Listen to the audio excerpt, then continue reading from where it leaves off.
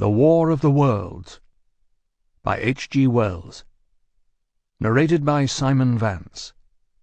This unabridged audiobook was produced in the year 2009 by Tantor Media Incorporated, which holds the copyright thereto. Book 1. The Coming of the Martians. Chapter 1. The Eve of the War.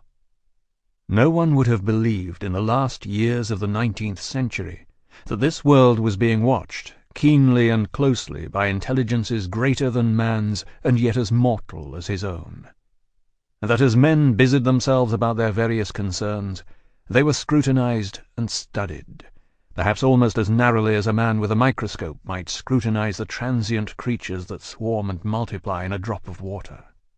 With infinite complacency, men went to and fro over this globe about their little affairs, serene in their assurance of their empire over matter. It is possible that the infusoria under the microscope do the same. No one gave a thought to the older worlds of space as sources of human danger, or thought of them only to dismiss the idea of life upon them as impossible or improbable. It is curious to recall some of the mental habits of those departed days.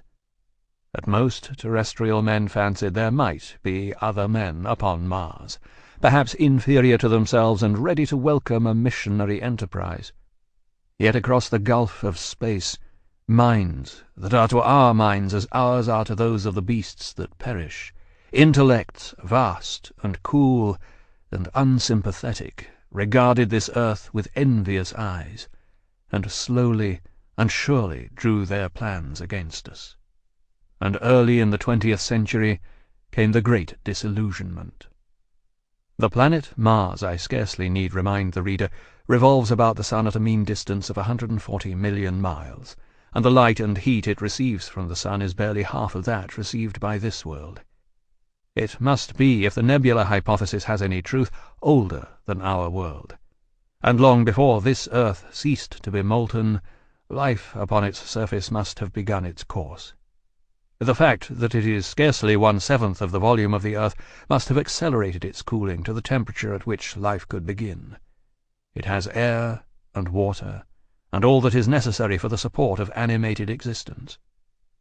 Yet so vain is man, and so blinded by his vanity, that no writer, up to the very end of the 19th century, expressed any idea that intelligent life might have developed there far, or indeed at all, beyond its earthly level. Nor was it generally understood. Sample complete. Ready to continue?